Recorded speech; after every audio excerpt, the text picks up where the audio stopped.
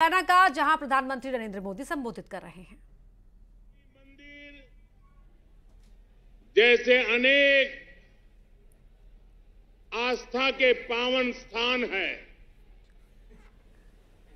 मैं प्रेरणा की इस पावन धरा को श्रद्धापूर्वक नमन करता हूं। मेरे परिवारजनों, चंबल ने भाजपा को हमेशा खूब आशीर्वाद दिया है। मैंने जब जब आपका साथ मांगा, आपका समर्थन मांगा, आप पूरे विश्वास के साथ मेरे साथ खड़े हुए। आपने जो विश्वास मुझ पर जताया है, वो मुझे दिन रात देश के लिए काम करने के लिए प्रोत्साहित करता है, क्योंकि आप ही मोदी का परिवार है।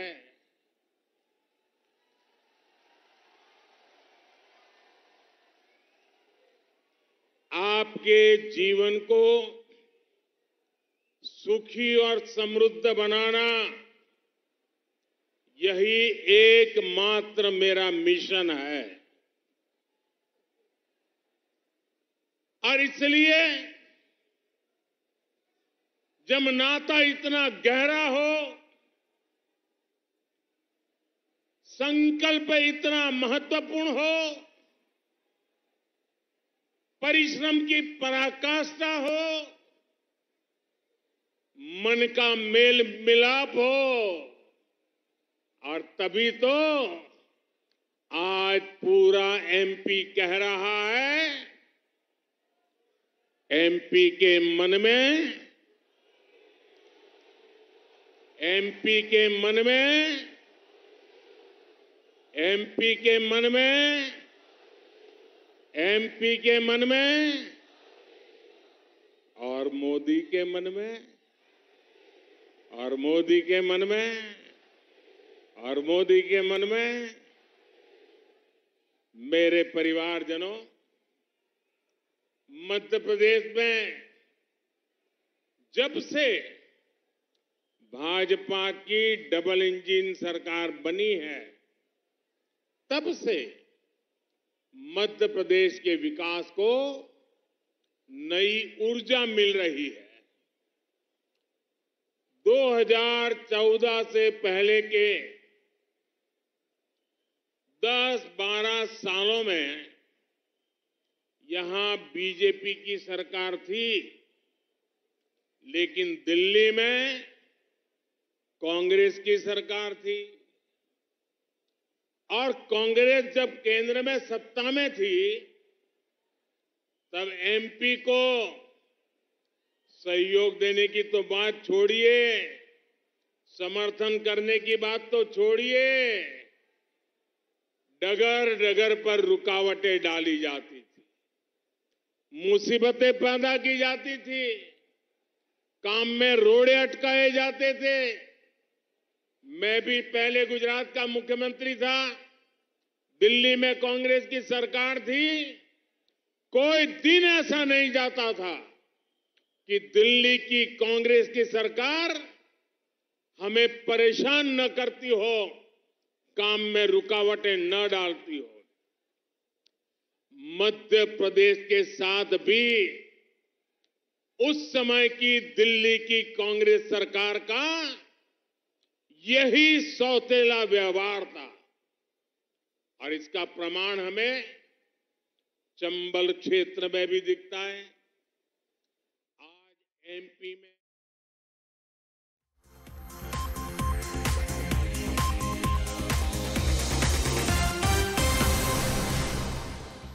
कुचीना बिना किचन अधूरा। Smart kitchen appliances from Kutchina.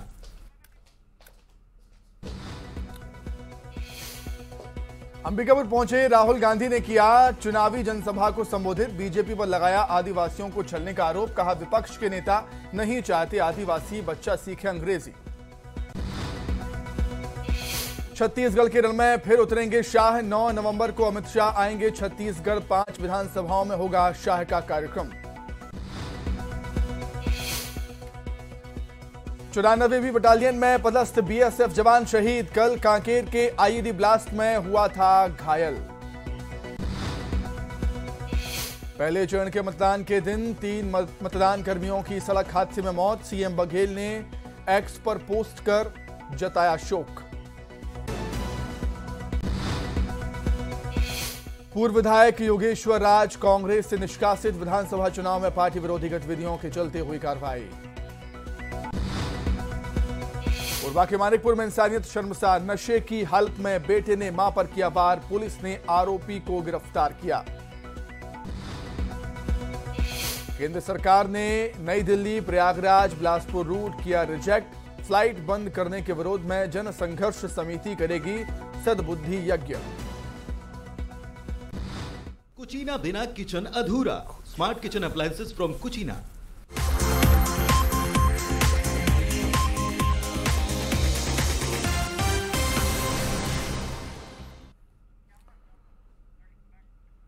नमस्कार, स्वागत है आपका। मैं हूं आपके साथ सुमित शर्मा। सीधे आपको मनोरंजन लिए चलते हैं जहां पर प्रधानमंत्री मोदी जनसभा को संबोधित कर रहे हैं। एमपी का हर नौजवान आज कह रहा है कांग्रेसी सरकारों ने हमारे माता पिता के लिए कुछ नहीं किया, वो हमारा भविष्य कैसे अच्छा बना सकते हैं। मेरे परिवारजनों, कांग्रेस के नेताओं के लिए अपना और अपने परिवार का हित ही सब कुछ है। कांग्रेस अपने नेताओं के बच्चों को स्थापित करने के लिए चुनाव लड़ रही है। उसे अपने बच्चों की कोई फिक्र नहीं, आपके बच्चों की फिक्र है ही नहीं। वो अपनों में से ही बाहर आए तब आपकी चिंता करे ना। और आपने देखा होगा, घूम फिर करके 3 परिवार दिखते हैं, एक दिल्ली वाला और 2 यहां वाला। ये तिकड़ी घूम रही है बस। जब नेता अपने बारे में ही सोचते रहेंगे तो एमपी का विकास कैसे संभव है। यही कांग्रेस के नेताओं ने भूतकाल में भी किया है, आज भी यही चल रहा है। भाजपा के लिए गरीब, मध्यम वर्ग, दलित, पिछड़े, आदिवासी परिवारों के बच्चों का भविष्य बनाना, यही हमारे लिए सर्वोपरि है। आपका सपना ही मोदी का संकल्प है। मैं इसी संकल्प को सिद्ध करने में, मेहनत करने में कोई कमी नहीं रखता हूं। परमात्मा ने जितने मुझे शक्ति दी है, जितना मुझे समय दिया है, हर पल आपके सपनों को साकार करने के लिए जुटा रहता हूं और आपके आशीर्वाद से मुझे ताकत मिलती रहती है। आज भी मैं मुरैना में आपको अपने ईमानदार प्रयासों की वही गारंटी आपके सामने आकर के देने के लिए आया। और आप भी जानते हैं कि मोदी की गारंटी यानी हर गारंटी पूरा होने की गारंटी। साथियों, मोदी की गारंटी क्या होती है, इसका उदाहरण 1 रैंक 1 पेंशन यानी ओआरओपी, ये सब जानते हैं। कांग्रेस ने 4 दशक तक हमारे सैनिकों की बात नहीं सुनी। सब कुछ कुर्बान कर देने के उसका जज्बा लेकर देश की सेवा करने वाले सैनिक कांग्रेस के रवैये से परेशान थे। सिर्फ 500 करोड़ रुपए किनारे रखकर कांग्रेस ने हमारे सैनिकों से झूठ बोलना, 1 रैंक 1 पेंशन लागू करने के झूठी गारंटियां देना, गुमराह करना, भ्रमित करना, आंख में धूल झोंकना, बेईमानी से काम करते रहे।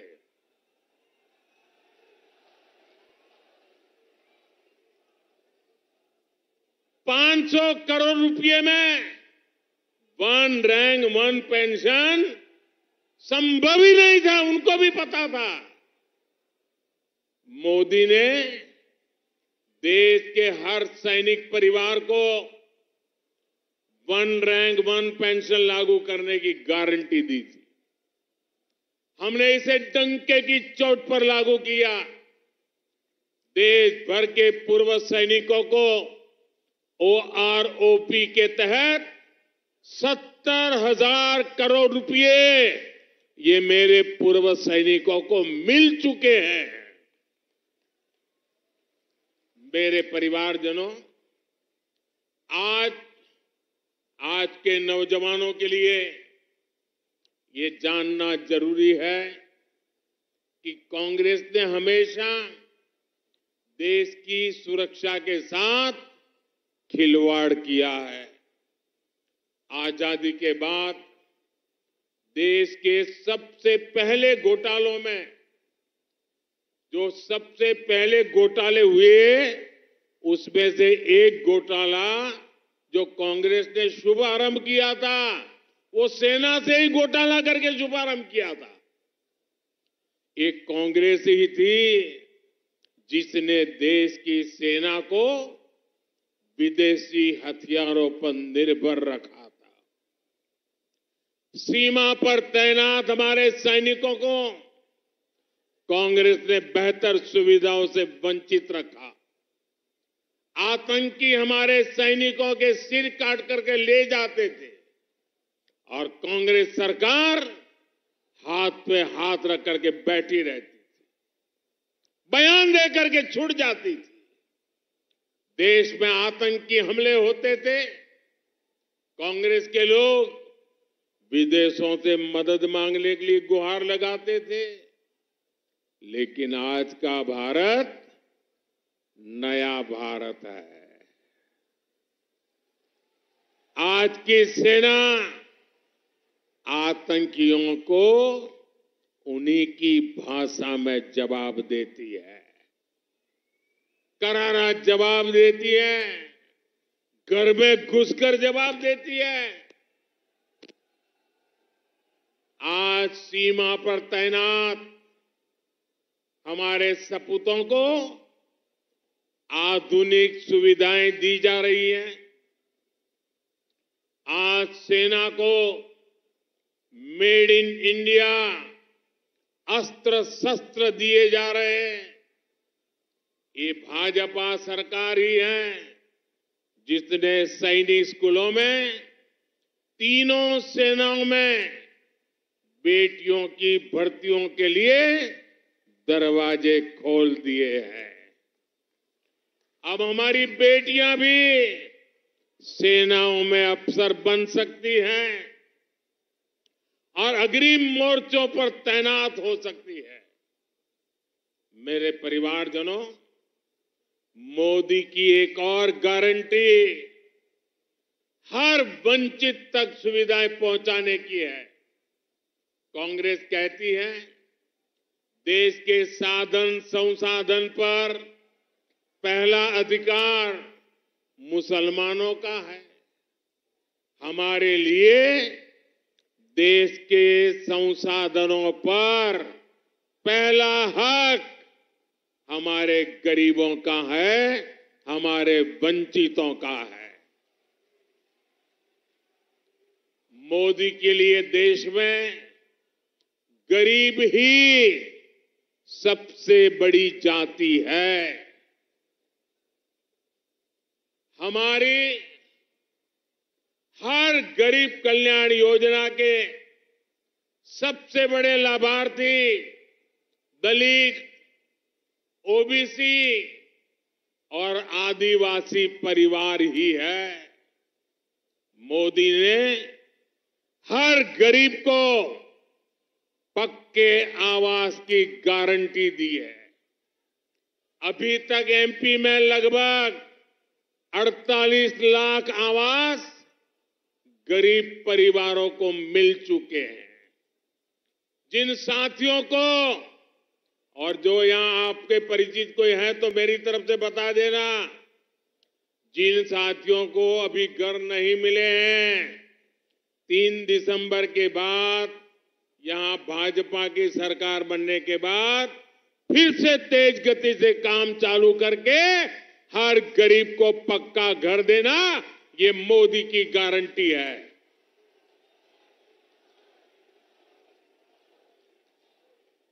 केंद्र सरकार इसके लिए भी हजारों करोड़ रुपए को मंजूरी दे चुकी है। साथियों, आप में से अनेक साथियों को गरीब कल्याण अन्न योजना के तहत मुफ्त राशन मिल रहा है। कोरोना के इस भयंकर संकट के समय गरीब का घर का चूल्हा जलता रहे, कोई भी बच्चा मेरा देश का भूखा न सो जाए, इसलिए हमने अन्न के भंडार खोल दिए थे और 80 करोड़ लोगों को मुफ्त में राशन देना शुरू किया था। अब यह योजना ये दिसंबर महीने में पूरी हो रही है, लेकिन मोदी आपके दिल में है और मोदी के दिल में आप है।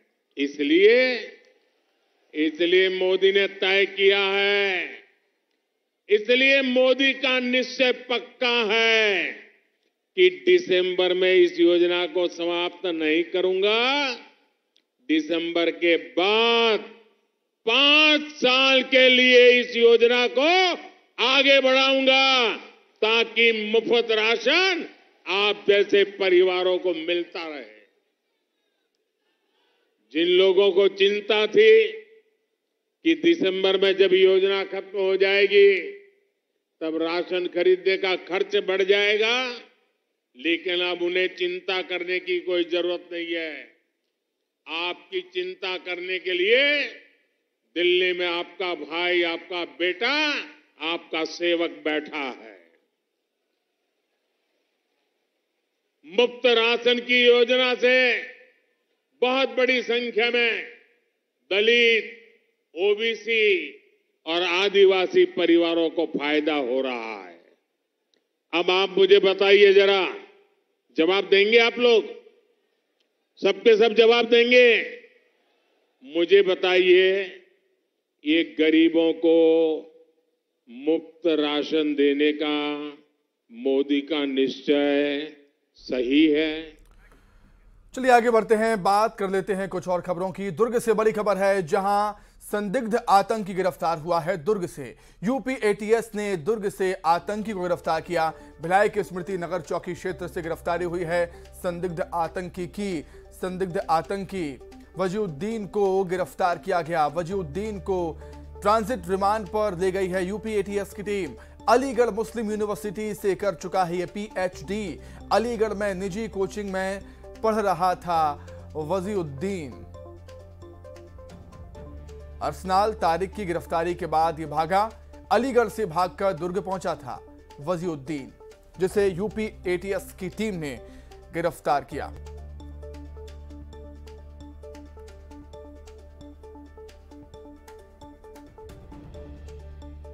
यूपी एटीएस के द्वारा कल एक व्यक्ति को, जो स्मृति नगर चौकी का निवासी था, प्लाट नंबर 127 एसबीआई कॉलोनी में रहता था, उसको अपने यहाँ के अपराध में गिरफ्तारी हेतु हमारे चौकी में इंटीमेशन दिया गया था। उसके पश्चात पुलिस के द्वारा उनको सहयोग किया गया, तत्पश्चात उसको गिरफ्तार किया गया। किस प्रकार का मामला था? मामला UAPA जो अनलॉफुल एक्टिविटी प्रोटेक्शन एक्ट के तहत मामला था और राष्ट्रद्रोह से संबंधित था। उस मामले में उनकी गिरफ्तारी हुई है।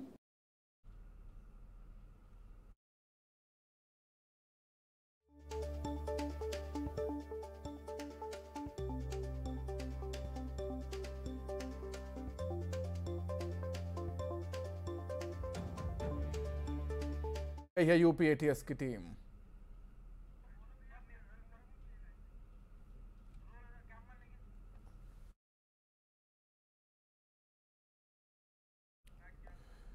दुर्ग से ही बड़ी खबर है, जहां पटाखा व्यवसायी के ठिकानों पर IT ने छापा मारा है। हुकुमचंद हिम्मतचंद पटाखा व्यवसायी के यहां पर तबिश दी गई।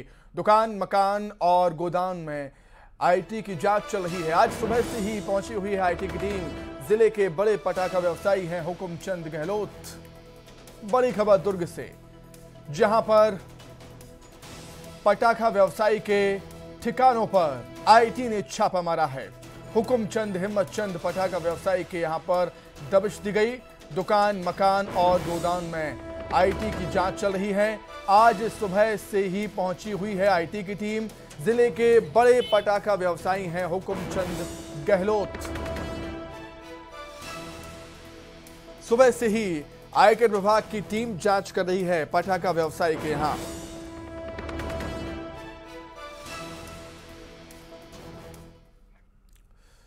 पेंड्रा से बड़ी खबर, जहां 45 लाख का तंबाकू जब्त हुआ। FST की टीम ने कार्रवाई की है। तंबाकू और गुटखे से भरे 3 कंटेनर जब्त हुए हैं। पकड़ाए कंटेनर्स को GST अधिकारियों को सौंपा गया है। ई-वे बिल जनरेट नहीं होने के चलते कार्रवाई हुई। पेंड्रा से बड़ी खबर, 45 लाख का तंबाकू जब्त हुआ। FST टीम की कार्रवाई है ये। तंबाकू और गुटखे से भरे 3 कंटेनर जब्त हुए। पकड़ाए कंटेनर्स को GST अधिकारियों को सौंपा है। ई-वे बिल जनरेट नहीं होने के चलते यह कार्रवाई हुई। पेंड्रा से बड़ी खबर आपको बता रहे हैं, 3 कंटेनर, जी हां, 45 लाख का तंबाकू जब्त हुआ। तंबाकू गुटखे से भरे 3 कंटेनर जब्त हुए हैं। FST की टीम ने कार्रवाई की।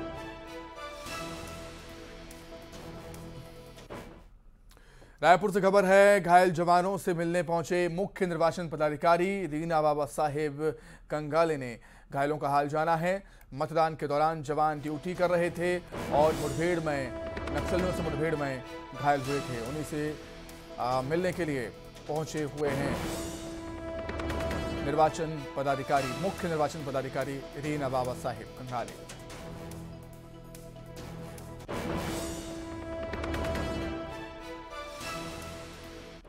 रायपुर से बड़ी खबर, हमले में घायल BSF जवान शहीद हो गए हैं। कांकेर में IED ब्लास्ट के दौरान यह हादसा हुआ था। घायल हुए थे वो, निजी अस्पताल में उनका इलाज चल रहा था।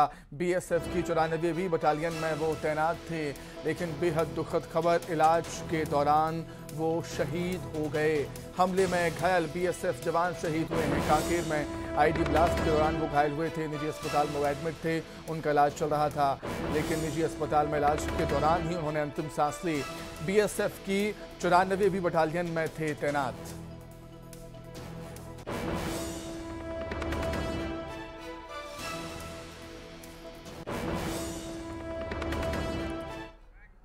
और इसी के साथ ही फिलहाल इस बुलेटिन में इतना ही। खबरें लगातार जारी है। नमस्कार।